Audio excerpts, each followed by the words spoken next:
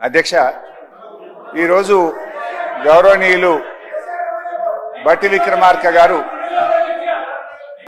గౌరవనీయులు ఉప ముఖ్యమంత్రి బట్టి విక్రమార్క గారు నేను అడిగిన ప్రశ్నకు వారు సమాధానం ఇచ్చారు.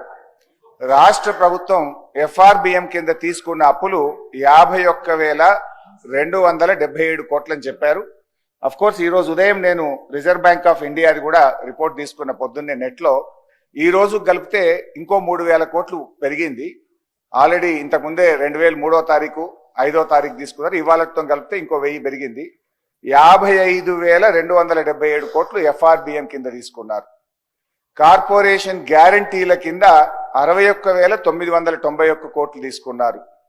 10,099 కోట్లు గ్యారంటీ లేకుండా తీసుకున్నారు. మొత్తంగా కాంగ్రెస్ పార్టీ ఏడాది పాలనలో చేసిన అప్పు ఎంత అంటే 1,27,208 కోట్లు. ఒక్క ఏడాదిలో వీళ్ళు చేసిన అప్పు 1,27,208 కోట్లు. 5 ఏళ్లకు మనం లెక్క కడితే ఎంత అవుతుందంటే అధ్యక్ష, 6,36,040 కోట్ల రూపాయలు 5 ఏళ్లలో కాంగ్రెస్ ప్రభుత్వం చేయబోయే అప్పుగా దీన్ని బట్టి మనకు స్పష్టంగా కనబడతా ఉంది.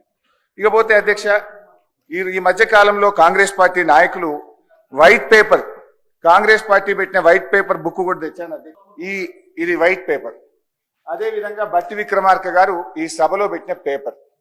దీని ఆధారంగా నేను పోయినసారి బడ్జెట్ సమావేశాల్లో కూడా చాలా స్పష్టంగా చెప్పాను. మీరు గతంలో బీఆర్ఎస్ పార్టీ 10 ఏళ్ల కాలంలో 671 అని ఒకరంటారు, 7 లక్షల కోట్లని ఒకరంటారు, 711 అని నోటికి వచ్చినట్టు మాట్లాడుతున్నారు.